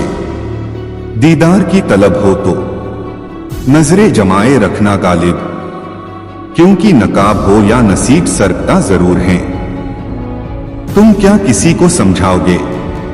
खुद भगवान कृष्ण भी नहीं समझा पाए थे दुर्योधन को। लोग लूट लेते हैं अपने ही, वरना गैरों को कहां पता इस दिल की दीवार कहां से कमजोर है। हौसले हो अगर बुलंद तो मुट्ठी में हर मुकाम है। मुश्किलें और मुसीबतें तो जिंदगी में आम हैं। हसरत पूरी ना हो तो ना सही, ख्वाहिश करना कोई गुनाह तो नहीं। इस सफर में नींद ऐसी खो गई, हम न सोए रात थक कर सो गई। हजार गम मेरी फितरत नहीं बदल सकते, क्या करूं मुझे आदत मुस्कुराने की है। गौतम तम बुद्ध के पिता का नाम शुद्धोधन था। वे कपिलवस्तु के राजा थे। बात उस समय की है जब गौतम बुद्ध का जन्म भी नहीं हुआ था। राजा शुद्धोधन के कोई संतान न थी। इसी कारण संतान प्राप्ति की चाह में वे सदैव विचारमग्न रहते थे। संतान प्राप्ति की चाह में ही उन्होंने 2 विवाह किए थे। राजा शुद्धोधन की बड़ी रानी का नाम महामाया और छोटी का नाम प्रजापति था। धीरे धीरे समय व्यतीत हो रहा था। राजा शुद्धोधन अब अधेड़ अवस्था से वृद्धावस्था की ओर अग्रसर होने लगे थे। देवी देवताओं की पूजा अर्चना और दान पुण्य आदि करने के बाद भी उन्हें संतान का सुख न मिल सका। समय बीतने के साथ साथ राजा की तृष्णा भी बलवती होती जा रही थी। ऐसा प्रतीत होता था जैसे भाग्य के देवता राजा शुद्धोधन से कुपित हो गए हैं। तभी तो उनकी श्रद्धा और निष्ठा भी कोई रंग न ला सकी थी। अब राजा की तृष्णा चिंता और गहन चिंता में बदलने लगी थी। राज्य में चारों ओर सुख, शांति और समृद्धि थी, किंतु अपना उत्तराधिकारी न होने के कारण यह सब कुछ राजा को निरर्थक ही प्रतीत होता था। निःसंतान होने का दुख राजा शुद्धोधन को ही नहीं, रानी महामाया और रानी प्रजापति को भी था। इस चिंता को दूर करने का उपाय किसी के हाथ में न था, अतः वे सभी मौन थे। एक समय की बात है कि रानी महामाया रात्रिकाल में अपने इष्ट देव का स्मरण कर शैया पर लेट गई। लेटते ही उनकी आंख लग गई और उनकी आंखों के सामने भिन्न भिन्न प्रकार के सुखद स्वप्न चित्र तैरने लगे। स्वप्नों का तांता रात भर लगा रहा। स्वप्न आते रहे और सुखद अनुभूति देकर विस्मृत होते रहे। रात्रि का अंतिम प्रहर चल रहा था। रानी महामाया ने स्वप्न में देखा कि 4 यक्ष, जिनके मुखमंडल तेज से प्रदीप्त थे, उनके निकट आए। यक्षों ने रानी को प्रणाम किया और पुष्प के समान बड़ी कोमलता से उन्हें उठाकर एक ओर को उड़ चले। जिस वायुमंडल से होकर यक्ष रानी को लेकर उड़ रहे थे, उसमें बड़ी मनमोहक सुगंध व्याप्त थी। इस भीनी भीनी सुगंध ने रानी के अंतर्मन को प्रफुल्लित कर दिया। यक्षों ने रानी महामाया को ले जाकर एक सर्वोन्नत पर्वत के शिखर पर बैठा दिया। वहां एक बहुत सुंदर आसन बना हुआ था। इस आसन पर विराजमान होकर रानी को बड़ा आत्मिक सुख मिला। रानी महामाया का तनमन प्रसन्नता से झूम रहा था। इसी बीच स्वर्गलोक में निवास करने वाली सुंदरता की प्रतिमूर्ति अप्सराएं वहां एकाएक प्रकट हुई। अप्सराओं ने करबद्ध हो शीश झुकाकर रानी को प्रणाम किया। देवी एक अप्सरा रानी से बोली, आपके स्नान का समय हो गया है, कृपया स्नान के लिए प्रस्थान कीजिए। रानी कुछ न बोली, उठकर उनके साथ चल दी। अप्सराएं रानी को ले मंगल गीत गाती हुई एक सरोवर के पास पहुंची। सरोवर अत्यंत सुंदर था और उसमें श्वेत कमल पुष्प शोभायमान थे। अप्सराओं ने रानी को ले जाकर सरोवर के मध्य खड़ा कर दिया और मलमल कर स्नान कराने लगी। सरोवर का जल रानी के शरीर पर पड़ते ही उनकी काया कंचन जैसी हो गई। इस दिव्य जल के स्नान से रानी का शरीर भी अप्सराओं के समान ही सुंदर हो गया। रानी महामाया आश्चर्यचकित होकर अपने रूप सौंदर्य को निहार रही थी। दिव्य जल से स्नान करने के बाद उनकी काया अत्यंत कमनीय और सुंदर हो गई थी। शरीर पर पड़ी हुई झुर्रियां भी पूरी तरह मिट चुकी थीं। उन्हें ऐसा लगा था मानो उनका यौवन दिव्य रूप राशि के साथ पुनः लौट आया है। उनका मन मुदित था। स्नान के बाद अप्सराओं ने रानी को अत्यंत सुंदर और बहुमूल्य वस्त्र पहनाए। भिन्न भिन्न प्रकार के आभूषणों से उनका श्रृंगार किया। इसके बाद अप्सराएं रानी को एक श्वेत मरमरी महल में ले गईं। विभिन्न प्रकार से उनका स्वागत सत्कार किया गया। एक अप्सरा अपने हाथों में दिव्य सामग्री से भरा थाल लेकर प्रकट हुई। उस खाद्य सामग्री से स्वादिष्ट सुगंध उठ रही थी। उसने खाद्य सामग्री रानी के सामने प्रस्तुत की। जब रानी ने उसका स्वाद चखा तो उनका तनमन आह्लादित हो उठा। दिव्य खाद्य सामग्री खिलाने के बाद अप्सराएं रानी महामाया को महल के एक दूसरे कक्ष में ले गई। उस कक्ष में एक पुष्पसेज सजी हुई थी। अप्सराओं के आग्रह पर रानी पुष्य सज्जित सेज पर विश्राम करने लगी। उस सेज के सामने ही रानी को एक स्वर्ण शैल और उस पर मंडराता सुंदर हाथी अपने अत्यंत निकट प्रतीत हुआ। हाथी ने कमल पुष्प से रानी के दाएं अंग पर धीरे से प्रहार किया और फिर लघु से लघुतर स्वरूप धरकर वह एकाएक रानी के गर्भ में समा गया। रानी ने भय और आश्चर्य से तुरंत अपनी आंखें खोल दी। अब रानी को पता चला कि वह स्वप्न देख रही थी। बड़ा ही आश्चर्यचकित कर देने वाला और सुखद स्वप्न था, आंख खुलते ही जिसका समापन हो गया था। जब राज ज्योतिषी ने स्वप्न के फल की गणना कर बताया कि उनके यहाँ एक यशस्वी पुत्र रत्न का जन्म होगा, तो उनको प्रसन्नता की कोई सीमा न रही। राजा ज्योतिषी की घोषणा ने जैसे राजा, रानी और प्रजा के ऊपर से चिंता की कालिमा को समाप्त कर दिया था। राजमहल में छाया सन्नाटा धीरे धीरे सिमटने लगा। जो जो रानी महामाया का गर्भकाल पूर्ण होने की ओर अग्रसर हो रहा था, त्यों-त्यों राजमहल में प्रसन्नता बढ़ती जा रही थी। अब गर्भकाल लगभग पूर्ण होने को था। उस काल की प्रथा के अनुसार रानी अपने प्रथम शिशु को अपने माता पिता के गृह पर ही जन्म देती थी।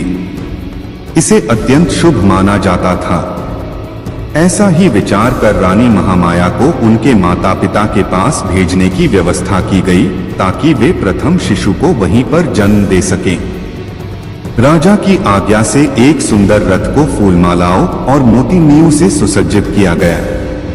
उस रथ में रानी के साथ उनको प्रिय दासियां और परिचारिकाएं बैठीं। रथ के आगे आगे 6 घोड़ों पर सवार योद्धा सैनिक चले और इसी प्रकार पीछे भी घुड़सवार सैनिक चले। धीरे धीरे रानी का यह काफिला आगे बढ़ा जा रहा था कि लुम्बिनी वन के निकट रानी को तीव्र प्रसव पीड़ा होने लगी। परिचारिकाओं के कहने पर रथ को लुम्बिनी वन में ही एक उचित स्थान देखकर रोक दिया गया। वैशाख मास की पूर्णिमा थी। गगन पर पूर्ण चंद्र जगमगा रहा था। लुम्बिनी वन का कोना कोना जैसे पूर्णिमा की शीतल चांदनी में अपनी मधुरिमा के साथ शोभायमान हो रहा था। इस वैशाख पूर्णिमा को जैसे सदियों से लुम्बिनी वन में इस महान घटना के घटने की ही प्रतीक्षा थी और प्रतीक्षा की घड़ियां धीरे धीरे समाप्त होती जा रही थीं। यह घटना ईसा से लगभग 564 वर्ष पूर्व की है।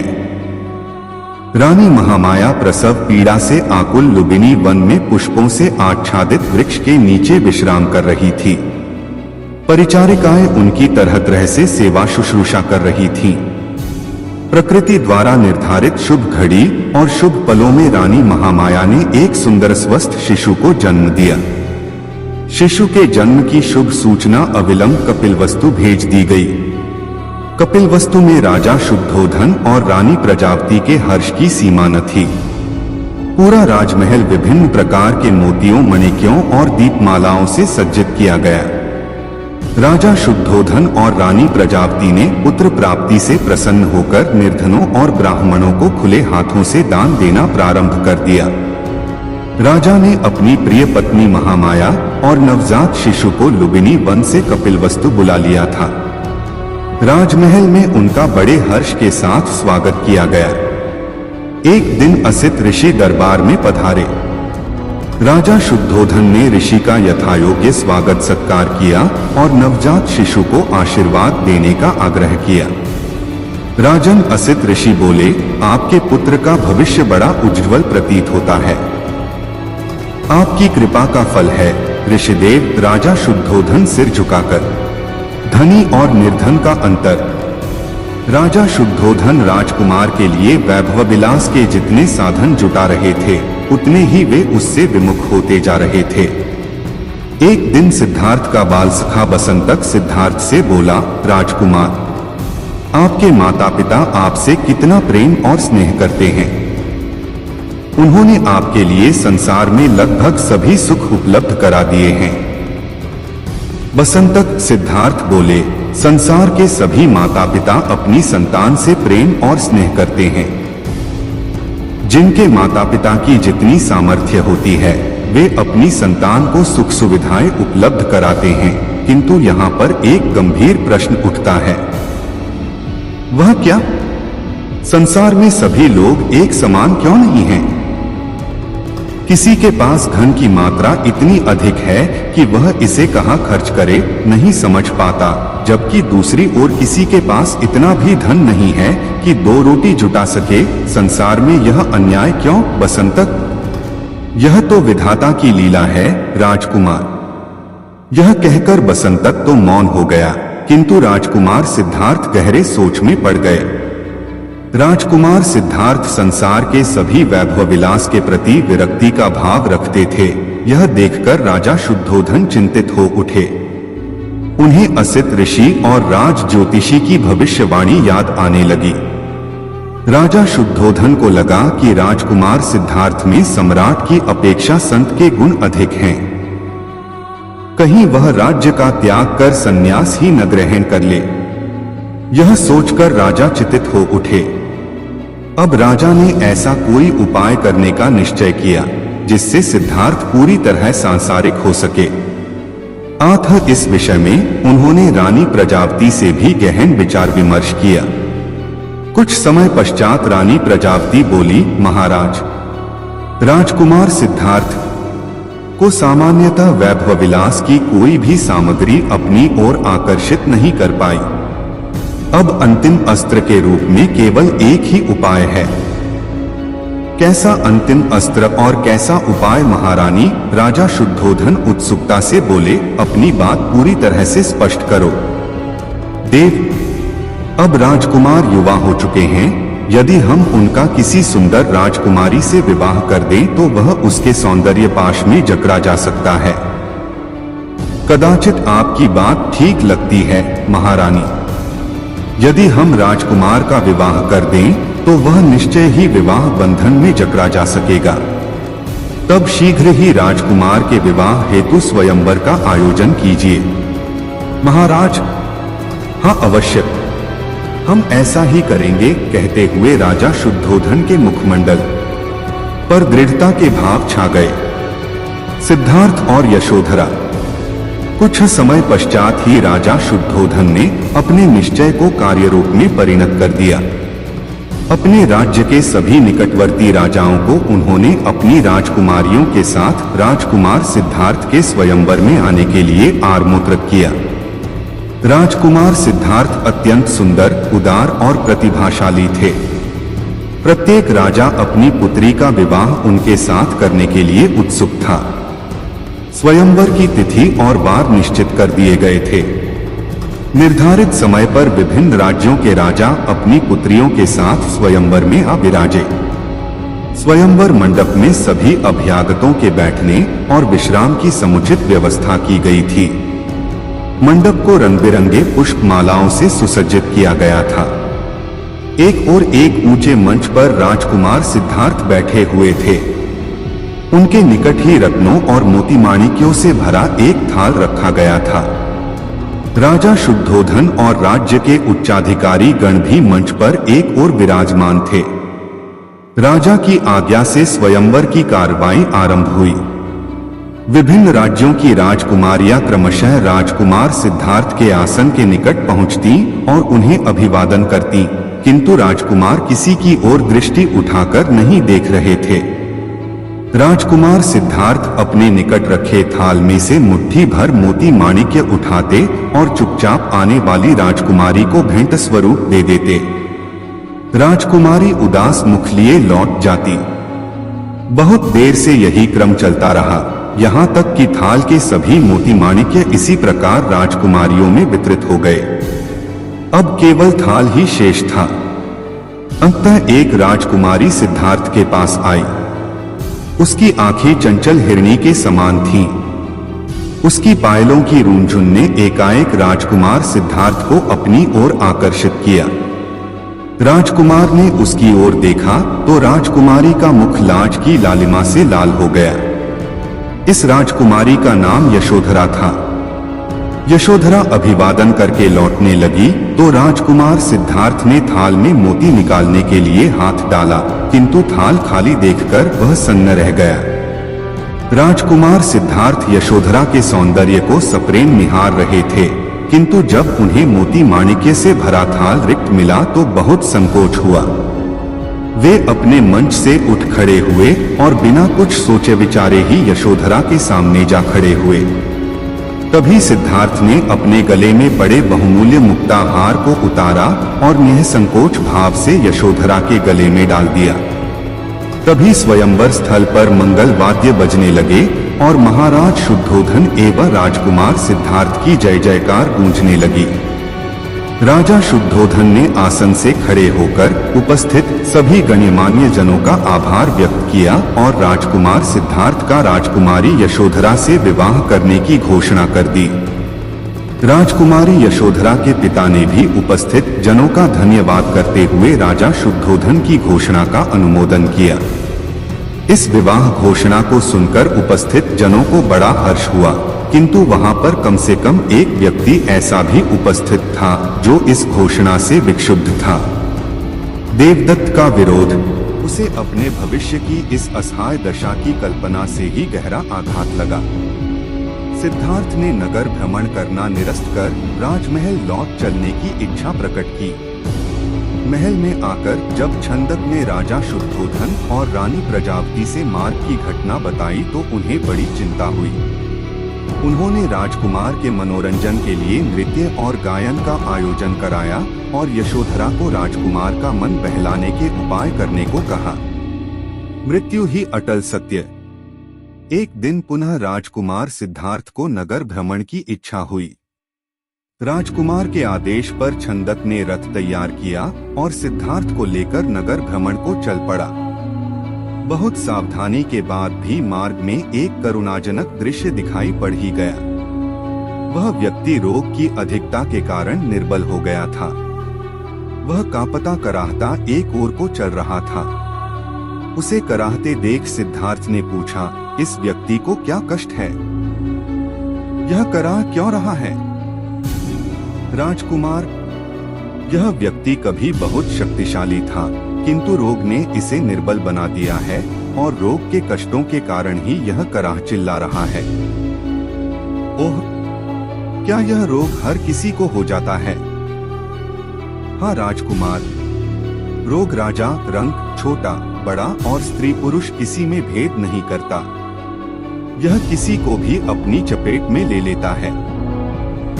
छंदक की बात सुनकर राजकुमार क्षण भर के लिए विचारमग्न हो गया। छंदक धीरे धीरे रथ आगे बढ़ा रहा था। अभी उनकी दृष्टि से एक दृश्य हटा ही था कि एक और कारुणिक दृश्य उनके सामने आ गया। 4 व्यक्ति एक शैया को चारों कोनों से थामे बढ़े चले जा रहे थे। उनके पीछे कुछ व्यक्ति रोते हुए और कुछ मौन चल रहे थे। छंदक, यह क्या है? राजकुमार ने पूछा। राजकुमार, एक व्यक्ति की मृत्यु हो गई है। ये लोग शैया पर डालकर उसका अंतिम संस्कार करने ले जा रहे हैं। जो व्यक्ति उसके पीछे रोते हुए चल रहे हैं वे मरने वाले के परिजन हैं। इस व्यक्ति की मृत्यु क्यों हो गई? छंदक, राजकुमार, मृत्यु तो अटल सत्य है। यह तो संसार के सभी प्राणियों को आनी है। तब क्या मैं, यशोधरा, महाराज आदि सभी मृत्यु को प्राप्त होंगे? अवश्य राजकुमार, कुछ समय पहले या बाद में सभी प्राणियों की मृत्यु होनी निश्चित है। जो जन्म लेता है वह मृत्यु को अवश्य प्राप्त होता है। छंदक की बात सुनकर सिद्धार्थ मौन हो गया। रथ धीरे धीरे आगे बढ़ रहा था।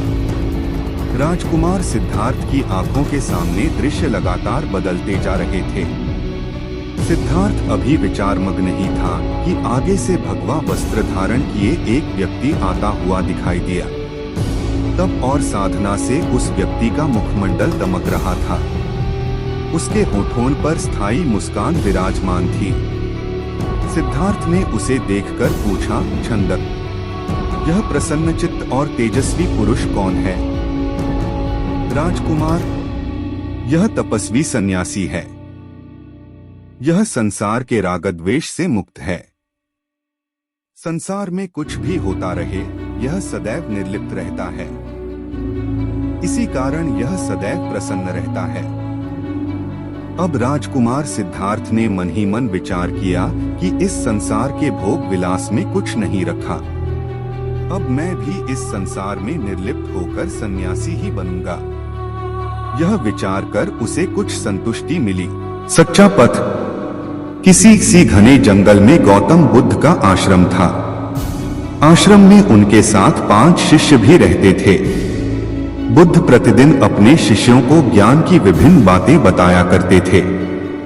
ज्ञान की बातें सुनकर शिष्यों को यह अभिमान हो गया कि वे भी किसी महात्मा से कम नहीं हैं।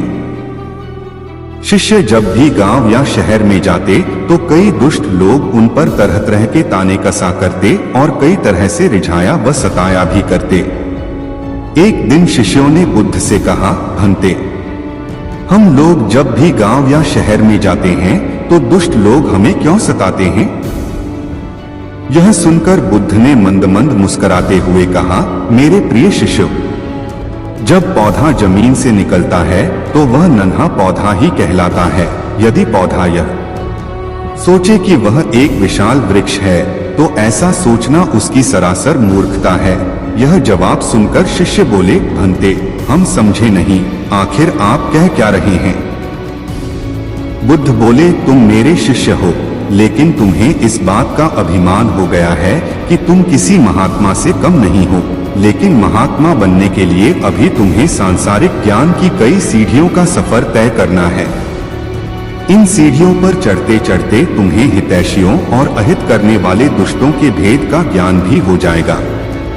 अर्थात किसी की भलाई करने पर प्रसन्न न होगे और किसी के कष्ट देने पर दुखी भी न होगे। उस समय तुम सही अर्थों में संत कहलाने के अधिकारी होगे। बाहरी जगत का मोह त्याग कर आंतरिक जगत में विचरण करने वाला व्यक्ति ही एक सच्चा संत बन सकता है।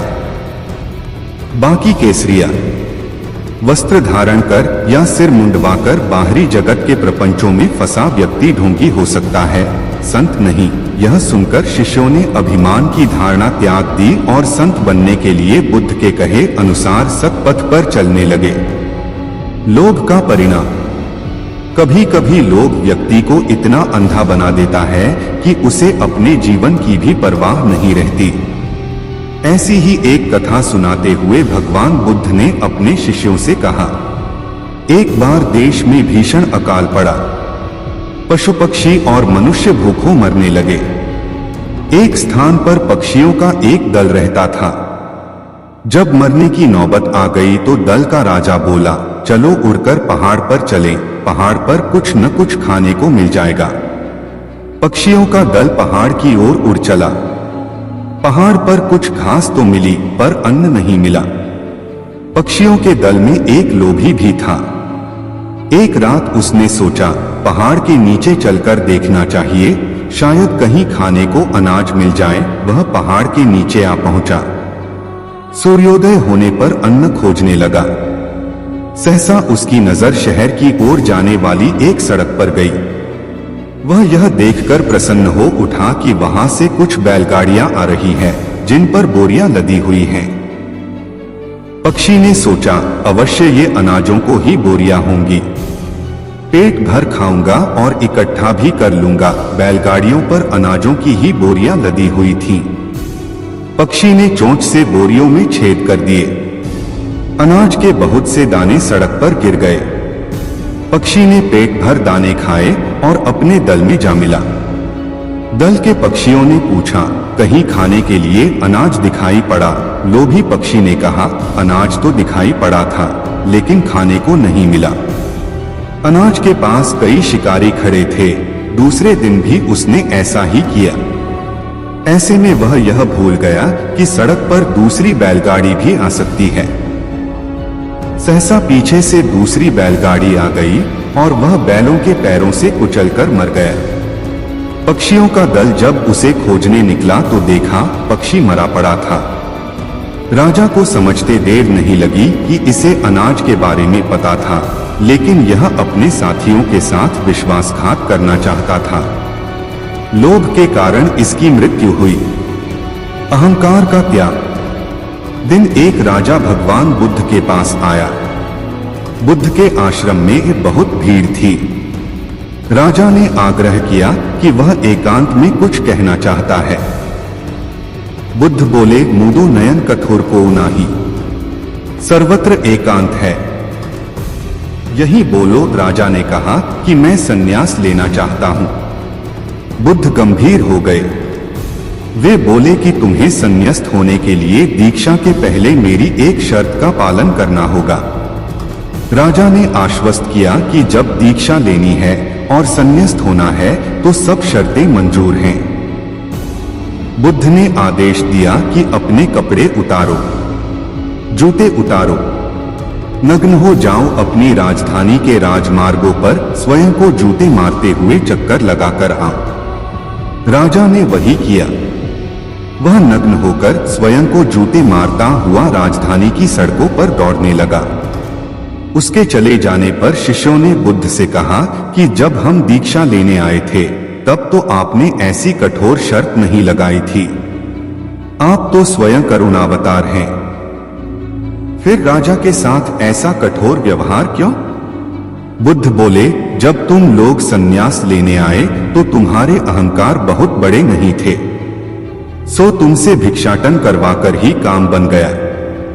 यह तो राजा है, इसका अहंकार बहुत बड़ा है, इसलिए महारोग की दवाई भी अधिक शक्तिशाली होती है। राजा जब इस दशा में अपने ही प्रजाजनों के सामने से गुजरेगा तो उसका अहंकार चूर चूर हो चुका होगा। राजा ने शाम तक शर्त पूरी कर ली और बुद्ध के चरणों में आकर साष्टांग हो गया।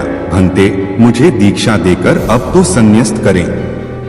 बुद्ध ने राजा के सिर पर मुकुट रखा और कहा कि अब तुम्हें संन्यास लेने की जरूरत ही नहीं है। जाओ और कर्ता भाव छोड़कर साक्षी भाव से राज करो, अब तो तुम राजर्षि हो चुके हो।